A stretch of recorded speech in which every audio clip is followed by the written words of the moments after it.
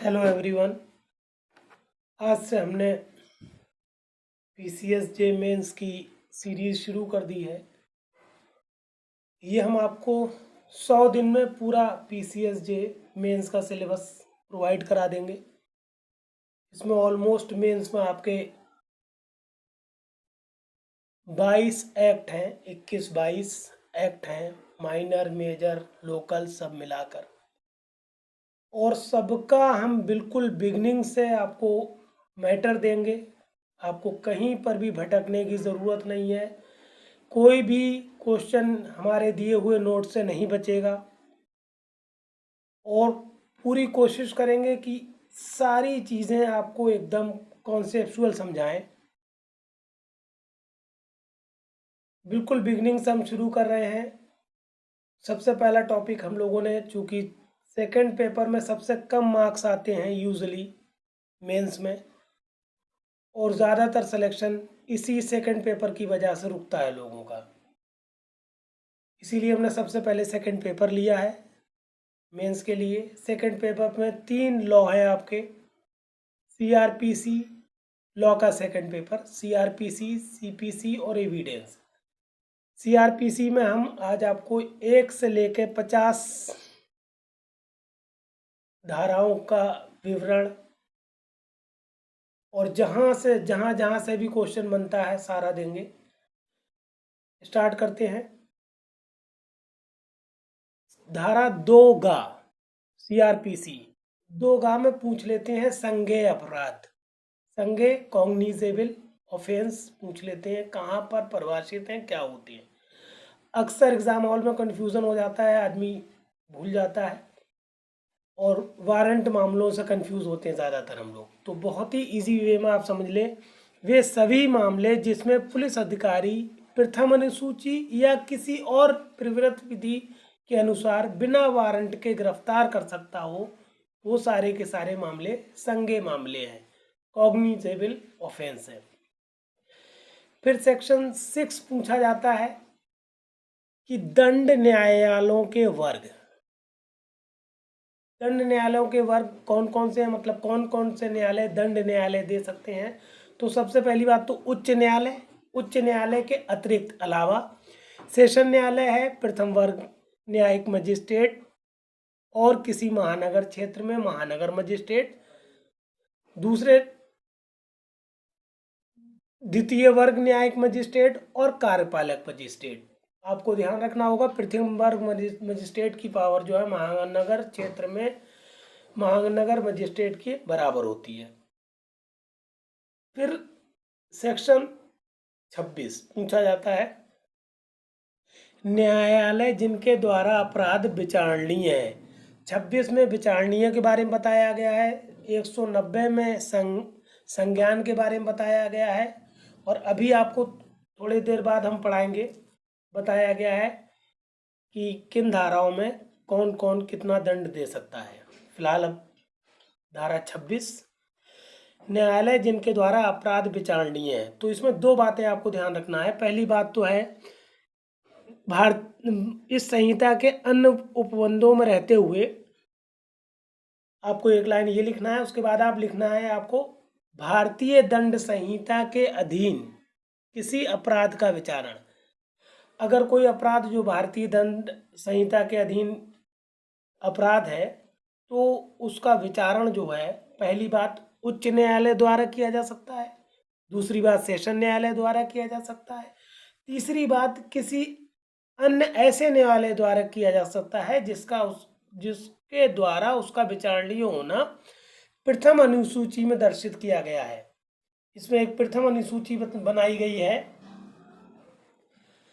अपराधों से रिलेटेड कि किस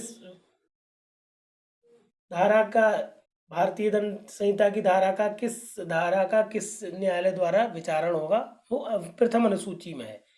तो या तो प्रथम अनुसूची में बता दिया गया है कि ये करेगा, तो वो विचारण करेगा। इसमें एक परंतु जोड़ दिया गया है कि अगर 376 से रिलेटेड, चाहे वो 376A हो, 376 हो, 376AB हो, 376B हो, 376C हो, वॉटेवर कोई भी धारा हो, तो उन सब का विचारण जो है अगर संभव हो सकता है तो कि किसी ऐसे न्यायालय द्वारा किया जाएगा जिसका पीठासीन अधिकारी कोई स्त्री हो। ये बात ध्यान रखें। फिर इसी के उपखंड 2 में बात बता दी गई कि अगर भारतीय दंड संहिता द्वारा उसमें दर्शित नहीं है तो किसी अन्य विधि के अंतर्गत किसी अपराध का विचारण अब किसके द्वारा होगा। पहली बात, जब उस विधि में उस निमित्त कोई न्यायालय उल्लिखित कर दिया गया हो, बता दिया गया हो कि इस न्यायालय द्वारा उसका विचारण होगा, तो वो करेगा, या उसके वरिष्ठ किसी न्यायालय द्वारा। ठीक। दूसरी चीज, अगर उल्लिखित नहीं है, किसी न्यायालय का उल्लेख नहीं किया गया है, तब ऐसे न्यायालय द्वारा जो प्रथम अनुसूची में दर्शित है या उससे वरिष्ठ न्यायालय द्वारा उस अपराध का विचारण किया जाएगा। ये बात ध्यान रखें आप। सीआरपीसी का सेक्शन 27 जो है किशोरों के मामले में अधिकारिता से संबंधित है। इसका मतलब समझें। किशोर वो लोग हैं जब न्यायालय के समक्ष आए तो उनकी उम्र 16 साल से कम हो। पूरी बात को समझें। किसी ऐसे अपराध का विचारण जो मृत्यु या आजीवन कारावास से दंडनीय नहीं है और जो ऐसे व्यक्ति द्वारा किया गया है जिसकी आयु उस तारीख को जब वो न्यायालय के समक्ष आया या लाया गया 16 वर्ष से कम है, तो उसका विचारण जो है मुख्य न्यायिक मजिस्ट्रेट के द्वारा या ऐसे किसी अन्य न्यायालय द्वारा जो उस विशेष कार्य हेतु सशक्त किया गया है किया जाएगा। इसमें ध्यान रखना है, अपराध वो होना चाहिए जिसमें मृत्युदंड या आजीवन कारावास से का दंडादेश ना हो। सेक्शन 29 दंड प्रक्रिया संहिता सीआरपीसी का क्या कह रहा है। मजिस्ट्रेट जो दंड दे सकेंगे, मजिस्ट्रेट्स को क्या क्या पावर्स हैं। इसमें पहला पॉइंट है, मुख्य न्यायिक मजिस्ट्रेट जो होता है वो मृत्यु, आजीवन कारावास या 7 वर्ष से अधिक अवधि के दंडादेश के सिवाय कोई ऐसा दंड दे सकता है जो विधि द्वारा प्राधिकृत है। मतलब 7 साल से ऊपर की सजा नहीं देगा मुख्य न्यायिक मजिस्ट्रेट सीजेएम, बाकी कोई भी सजा दे सकता है। दूसरा पॉइंट क्या बताता है, प्रथम वर्ग मजिस्ट्रेट के बारे में बता रहा है। प्रथम वर्ग मजिस्ट्रेट का न्यायालय 3 वर्ष से अनधिक, मतलब अधिक नहीं होना चाहिए, की अवधि का कारावास या 10,000 रुपए से अनधिक जुर्माना, मतलब 3 साल तक की सजा दे सकता है प्रथम वर्ग मजिस्ट्रेट, या 10,000 तक का जुर्माना या दोनों का दंडादेश दे सकता है। तीसरे पॉइंट में, द्वितीय वर्ग मजिस्ट्रेट का न्यायालय 1 वर्ष से अधिक की से अनधिक, 1 वर्ष से अधिक नहीं होना चाहिए, अनधिक के लिए कारावास या 5,000 रुपए तक जुर्माना या दोनों का दंडादेश दे सकता है। मुख्य न्यायिक मजिस्ट्रेट को वही पावर्स होंगी जो मुख्य महानगर मजिस्ट्रेट को होती हैं, और महानगर मजिस्ट्रेट की शक्तियां वो होंगी जो प्रथम वर्ग मजिस्ट्रेट को होती हैं। ये ध्यान रखिएगा। ये है सेक्शन 29। फिर दंड प्रक्रिया संहिता सीआरपीसी में एक बहुत ही इंपॉर्टेंट सेक्शन है 30, जुर्माना देने में व्यतिक्रम होने पर कारावास का दंडादेश। इस बात को बहुत ध्यान से समझें। किसी मजिस्ट्रेट का न्यायालय जुर्माना देने में व्यतिक्रम होने पर इतनी अवधि का कारावास दे सकता है जो विधि द्वारा प्राधिकृत है। ये तो बात क्लियर हो गई कि कोई भी वो उतना दंडादेश दे सकता है या उतना कारावास या उतना दंड दे सकता है जितना प्राधिकृत किया गया है। दूसरा पॉइंट इसमें बहुत इंपॉर्टेंट है, जहां कारावास मुख्य दंड के भाग के रूप में निर्णीत है, अधिनिर्णित किया गया है, वहां वो उस कारावास की अवधि के चौथाई भाग से अधिक ना होगी जो कि उस अपराध के लिए निर्धारित है। मतलब समझ लीजिए सेक्शन 30 क्या कह रहा है। सेक्शन 30 कह रहा है कि सेक्शन 30 का दूसरा पॉइंट ये कह रहा है कि कारावास के साथ साथ किसी को जुर्माना भी मिला। अब जुर्माना नहीं दे रहा है कोई या देने में असमर्थ है, तो उसको जो मैक्सिमम अवधि है उस धारा में उसके चौथाई वर्ष तक के कारावास की सज़ा दी जा सकती है। उसको उदाहरण से समझ लें हम, जैसे चोरी के अपराध में मैक्सिमम सज़ा जो है 3 साल तक की है, और किसी मजिस्ट्रेट ने मान लीजिए उसको 1 साल की सज़ा दे दी, जुर्माना दिया और 600 रुपये जुर्माना लगा दिया। 1 साल की सज़ा, 600 जुर्माना। अब जुर्माना ना देने पर उसको सज़ा 3 साल का चौथाई मतलब 9 महीने और हो जाएगी, 9 महीने विस्तारित हो जाएगी। इस बात को ऐसे समझे। ये है धारा 30। अब बहुत इंपॉर्टेंट सेक्शन है सेक्शन 41। यहाँ से अब सब कहा जाए अगर सीआरपीसी में सब, तो सबसे पहला लॉन्ग क्वेश्चन सीआरपीसी का सेक्शन 41 में बनता है। ये सेक्शन क्या कह रहा है, इसको बहुत पॉइंट को बारीकी से समझेंगे। पहला पॉइंट क्या है? पहला पॉइंट कहता है कोई पुलिस अधिकारी मजिस्ट्रेट के आदेश के बिना और वारंट के बिना किसी ऐसे व्यक्ति को गिरफ्तार कर सकता है जो, अब समझें पहली बात क्या है। पहला काम है, कह रहा है जो पुलिस अधिकारी की उपस्थिति में संज्ञेय अपराध करता है। दूसरी बात, जिसके विरुद्ध युक्त परिवाद किया गया है या विश्वसनीय जानकारी प्राप्त हुई है कि ऐसे कारावास से जिसकी अवधि 7 वर्ष से कम या 7 वर्ष तक की है और वो संज्ञेय अपराध है। किसी अपराधी ने ऐसा कब अपराध किया है जिसके बारे में एक विश्वसनीय जानकारी मिली है कि वो 7 साल या 7 साल से तक की अवधि का संज्ञेय अपराध किया है और ऐसी शर्तें पूरी कर देता है। अब इसमें शर्तें भी लगी हुई हैं, मतलब सब क्लास 2 में शर्तें होंगी तभी पुलिस बिना वारंट के गिरफ्तार करेगा। पहली शर्त क्या है? पुलिस अधिकारी के पास ऐसे परिवाद जानकारी संदेह के आधार पर यह विश्वास करने का कारण है कि ऐसे व्यक्ति ने उक्त अपराध किया है। उसको जो इत्तला मिली इससे कंफर्म हो जाए कि हाँ उसने अपराध किया है। दूसरी बात है, पुलिस अधिकारी का ये समाधान हो गया है कि ऐसी गिरफ्तारी निम्नलिखित के लिए आवश्यक है। क्या ज़रूरी है? पहली बात, ऐसे व्यक्ति को कोई और अपराध करने से निवारित करने और कोई ना अपराध कर बैठे। दूसरी बात, अपराध के समुचित अन्वेषण के लिए, पूरा इन्वेस्टिगेशन के लिए उसको गिरफ्तार करना ज़रूरी है। ऐसे व्यक्ति को ऐसे अपराध के साक्ष्य को गायब करने, हो सकता है वो साक्ष्य गायब करें अगर छूटा रहा तो, या साक्ष्य के साथ किसी भी रीति से छेड़छाड़ करने से निवारित करने के लिए। फिर अगली बात कहिए, ऐसे व्यक्ति को किसी ऐसे व्यक्ति के साथ, वो जो अपराधी है ऐसे व्यक्ति के साथ जो मामले को तथ्यों से परिचित है, कोई उत्प्रेरणा दे, धमकी दे या वादा से निवारित करने के लिए उसको गिरफ्तार करना बिना वारंट के जरूरी हो गया हो।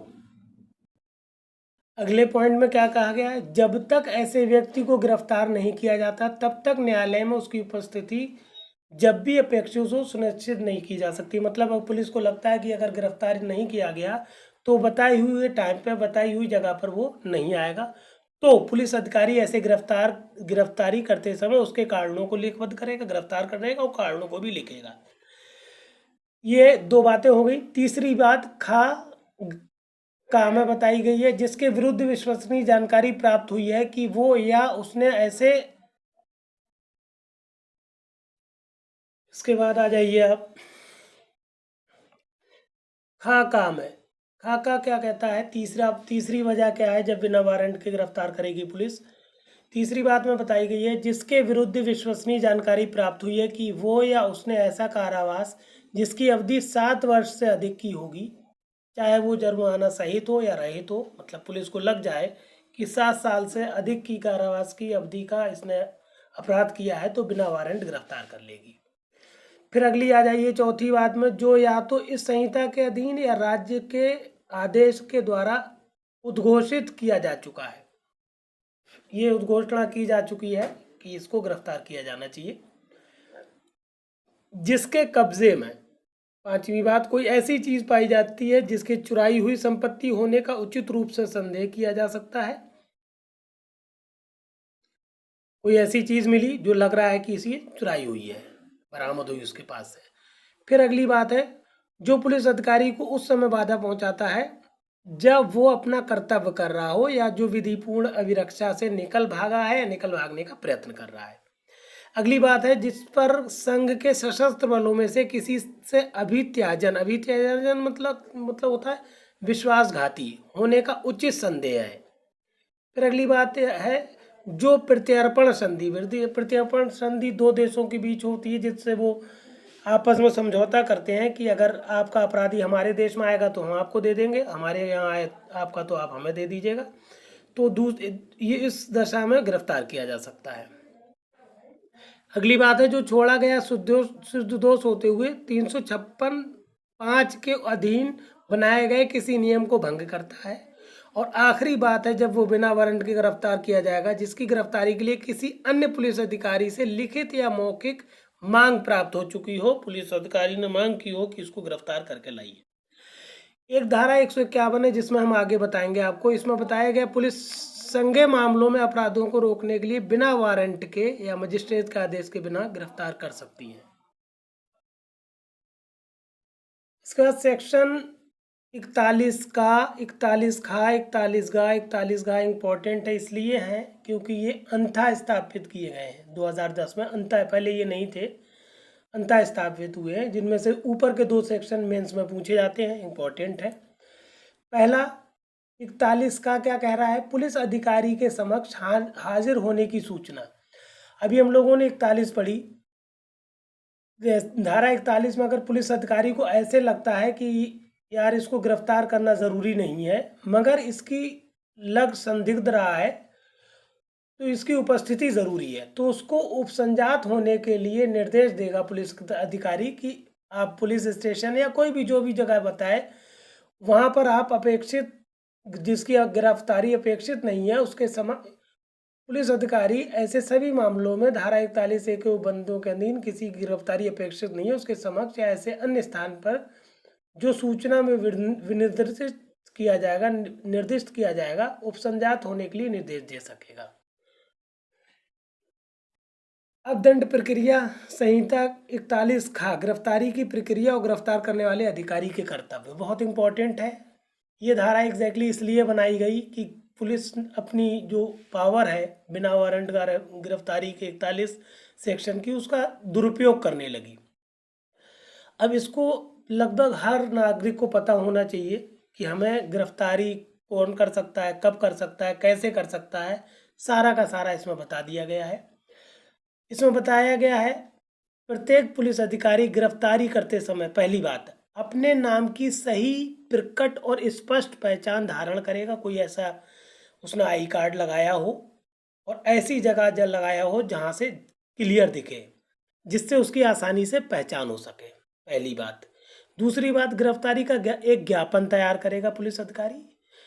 ज्ञापन में क्या क्या होगा, कम से कम एक साक्षी द्वारा अनुप्रमाणित किया जाएगा जो गिरफ्तार किए गए व्यक्ति के परिवार का सदस्य है या उस क्षेत्र का जहां गिरफ्तारी की गई है गणमान्य सदस्य है। दूसरी बात, गिरफ्तार किए गए व्यक्ति द्वारा प्रति हस्ताक्षरित होगा। तीसरी बात, जब तक उसके परिवार या किसी सदस्य द्वारा ज्ञापन को अनुप्रमाणित न किया गया हो, गिरफ्तार किए गए व्यक्ति को ये सूचना देगा कि उसे ये अधिकार है कि उसके किसी नातेदार या मित्र को जिसका वो नाम दे गिरफ्तारी की सूचना दी जाए। ये 3 कंडीशंस जब फॉलो कर लेगा पुलिस अधिकारी तभी उसको गिरफ्तार करेगा, ये बात ध्यान रखें। 43 में प्राइवेट व्यक्ति द्वारा गिरफ्तारी है। प्राइवेट व्यक्ति किसी ऐसे व्यक्ति को जिसने अजमानती और संज्ञेय अपराध किया हो या उद्घोषित अपराधी को गिरफ्तार कर सकता है या करवा सकता है और यथाशीघ्र निकटतम पुलिस थाने के पास ले जाएगा या भिजवाएगा। 44 में बताया गया मजिस्ट्रेट द्वारा गिरफ्तारी। जब कार्यपालक मजिस्ट्रेट या न्यायिक मजिस्ट्रेट की उपस्थिति में कोई स्थानीय अधिकारिता के अंदर कोई अपराध किया जाता है तब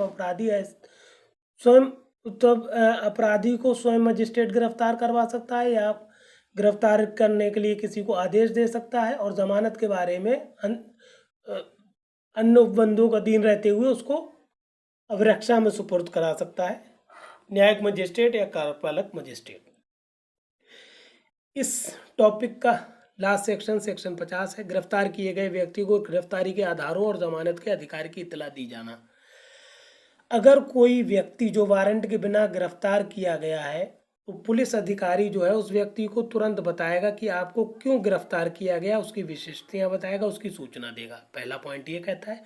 दूसरा पॉइंट कहता है जहां कोई पुलिस अधिकारी अजमानती अपराध के अभियुक्त को अजमानती अपराध से भिन्न किसी अपराध के व्यक्ति को बारे मतलब जिसमें जमानत लेने का अधिकार है, जमानती अपराध है, और ऐसे व्यक्ति को जमानती अपराध में गिरफ्तार करता है, तो उस व्यक्ति को बताएगा कि जमानत आपका अधिकार है और आप जमानत पर छोड़े जाने के हकदार हैं, इसलिए आप अपनी प्रतिभूतियों का इंतजाम करें।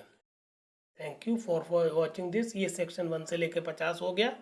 ठीक, इसको प्लीज़ आके शेयर करें और मेरे चैनल को सब्सक्राइब करें।